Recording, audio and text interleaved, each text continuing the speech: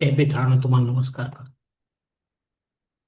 ओम श्री गणेश देवताय नमः. ओम श्री कुलदेवताय नमः. ओम श्री गुरुदेवताय नमः. ओम सर्वश्री इष्टलिंग देवताय नमो नमः. शिवशरणात मित्रांनो, मी कडाप्पा परत एकदा आपल्या समोर हजर आहे. माझ्या धर्मकरम चॅनलमध्ये आपले सहर्ष स्वागत करीत आहे. मित्रांनो, पंचांगाच्या आत आपल्या समोर सादर करीत आहे. मित्रांनो, आज बुधवार दिनांक 10 जून 2026, शनिवार शक 1948, संवत्सर पराभव, अयन उत्तर, ऋतू ग्रीष्म, मास अधिक ज्येष्ठ, पक्ष कृष्ण. तिथी मित्रांनो, आजची दशमी तिथी आहे. मध्यरात्री 12 वाजून 58 मिनिटांनंतर एकादशी तिथीला सुरुवात होईल. वार बुधवार आहे. नक्षत्र मित्रांनो, उत्तरा भाद्रपदा नक्षत्र आहे. सकाळी 9 वाजून 22 मिनिटांनंतर रेवती नक्षत्राला सुरुवात होईल. योग मित्रांनो, आयुष्मान योग आहे. सकाळी 6 वाजून 30 मिनिटांनंतर सौभाग्य योगाला सुरुवात होईल.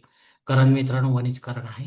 दुपारी 1 वाजून 53 मिनिटांनंतर विष्टीकरणाला सुरुवात होईल आणि मध्यरात्री 12 वाजून 28 मिनिटांनंतर भवकरणाला सुरुवात होईल. मित्रांनो, प्रमुख ग्रहांची राशी स्थिती पहाटे 5:30 वाजता अशी असणार आहे. सूर्य वृषभ राशीत असेल, चंद्र मीन राशीत, गुरु कर्क राशीत आणि शनिदेव देखील मीन राशीत असणार आहे. मित्रांनो, सध्या चंद्र राशीनुसार कुंभ, मीन व मेष या 3 राशींना 7.5 सुरू आहे. या राशींच्या जातकांना 7.5चा त्रास होत असेल तर त्यांनी कृपया आपल्या जवळच्या ज्योतिषाकडे जावे आणि आपल्या जन्मकुंडलीमधील शनिदेवतेची पोझिशन तपासून पाहावी. ती जर अशुभ स्थितीत असेल तर नक्कीच आपल्याला शनिदेवतेची धार्मिक सेवा करावी लागणार आहे.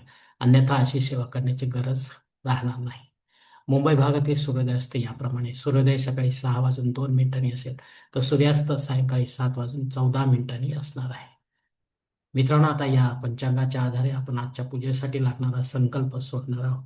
तेव्हा आपण आपल्या उजव्या हाताच्या तळहातावर एक पळी पाणी, थोडे अक्षत, एक फूल व फुलाची पाकळी घ्या आणि हा छोटासा संकल्प म्हणायला सुरुवात करा. मित्रांनो, हरो शिव शिव शंभोराज्ञया प्रवर्तमान सद्य ब्रह्मणो द्वितीयपरार्धे श्वेतवराह कल्पे वैवस्वत मनवंतरे कलियुगे प्रथम पादे जम्बूद्वीपे भरतवर्षे भरतखंडे मेरो दक्षिण दिग्भागे महाराष्ट्र देशे व्यापारक चांद्रमाने शालिवान शके 1948 प्रभाती षष्टी संवत्सरामध्ये पराभव नाम सस्य उत्तरायणे ग्रीष्म ऋतू अधिक ज्येष्ठ मासी कृष्ण पक्षे सौम्य वासरे उत्तरा भाद्रपदा नक्षत्रे आयुष्मान योगी सकाळी 6 वाजून 30 मिनिटांनंतर सौभाग्य योगी गणित करणे दशमी शुभ तिथं वीर गोत्रात उत्पन्न मी कडाप्पा मोहपात दुरितक्षय द्वारा श्री पार्वती पती परमेश्वर विद्यर्थ विधिवत नित्य देवपूजा एवं इष्टलिंग पूजा करीशे.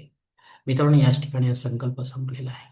तेव्हा आपण आपल्या उजव्या हाताच्या तळहातावर संकल्पाचे जे पाणी आहे ते जवळच्या निर्माल्याच्या थाळीत सोडून द्या. मित्रांनो, या संकल्पाची वेळ मर्यादा सकाळी 6:30 वाजता आणि त्यानंतर सकाळी 9 वाजून 22 मिनिटांपर्यंत असणार आहे. या वेळेनंतरही आपल्याला संकल्प सोडायचा असेल तर कुठल्याही विधीची संपन्नता करण्यासाठी तर आपण वरील बदललेला पंचांगाचा आधार घ्यायचा, नवीन संकल्प तयार करायचा आणि त्या संकल्पात आपण करत असलेल्या धार्मिक विधीचा उल्लेख अवश्य करायचा. तेव्हाच आपली धार्मिक सेवा संबंधित देवतांपर्यंत पोहोचेल आणि त्यांचे आशीर्वाद आपल्यापर्यंत पोहोचतील. आपले जीवन अधिक सुखमय बनेल.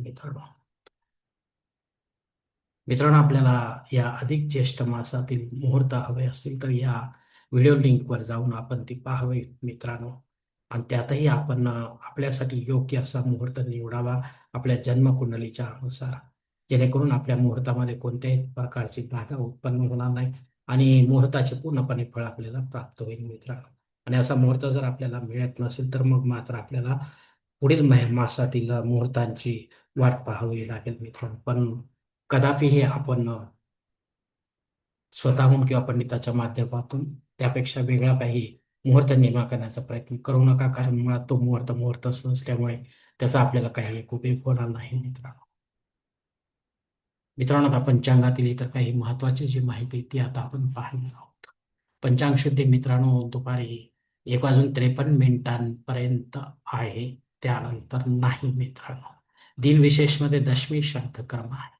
या तिथीवर आपल्याशी संबंधित किंवा आपल्यावर अवलंबून असलेल्या नात्यांमध्ये कोणी सोडून परलोकात निघून गेले असतील तर त्यांच्या नावाने आपल्याला पिंडदान युक्त किंवा पिंडदान रहित असे श्राद्ध कर्म करणे गरजेचे आहे. घरी करा किंवा तीर्थक्षेत्री करा, पण विधिवत करा. पंडिताच्या माध्यमातून करा आणि अपराह्न काळातच करा, तेव्हाच आपली पितळ सेवा आपल्या पितरांपर्यंत पोहोचेल आणि त्यांच्या आशीर्वाद आपल्यापर्यंत पोहोचतील. आपले जीवन अधिक सुखमय बनेल मित्रांनो.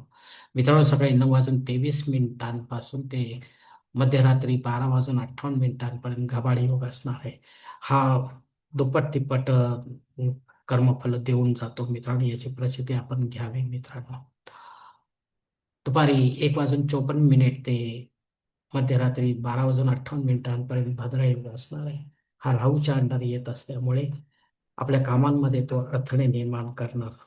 तेव्हा आपण शक्यतो या काळामध्ये महत्वाची किंवा विशेष कामे न करता रेग्युलर जी कामे आहेत तीच करावी मित्रांनो, जेणेकरून आपल्याला अपयश येणार नाही. मित्रांनो, अग्नी पृथ्वीवर मध्यरात्री 12:58 आहे, ज्याचा आपल्याला फारसा काही उपयोग होणार नाही मित्रांनो. राहू काळ दुपारी 12 ते 1:30 वाजेपर्यंत असणार आहे. या 1.5 तासाच्या काळात राहू अत्यंत प्रभावी असल्यामुळे तो आपल्या कामांमध्ये अडथळे निर्माण करेल. तेव्हा आपण या 1.5 तासाच्या काळातही महत्वाची किंवा विशेष कामे न करता जी रेग्युलर कामे आहेत तीच करावी मित्रांनो. मित्रांनो, आजच्या पंचांगातील टीप असं आहे की आपल्या देवघरात हिरव्या, पांढऱ्या व पिवळ्या रंगाचा झिरो बल्ब निदान रात्रभर सुरू ठेवावा. दिवसा देवघर अंधारात राहत असेल तर रात्रंदिवस बल्ब आपल्याला सुरू ठेवावं लागेल. पण हे दोष उत्पन्न करणारे समजावे मित्रांनो. कारण दिवसा हवा ही खेळती असायला हवी. हवा आणि उजेड प्रकाश जो आहे तो पूर्णपणे देवघरामध्ये असावा मित्रांनो. अन्यथा आपल्याला फायद्याऐवजी नुकसानच आपले होऊ शकते मित्रांनो. हे लक्षात घ्या.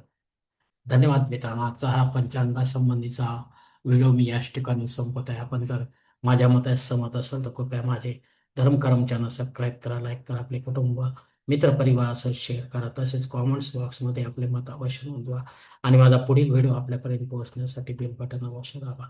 धन्यवाद मित्रांनो. पुढील भेटीपर्यंत आपण खुश राहा, आनंदी राहा, प्रसन्न राहा. हरिओम. शिवशंभो.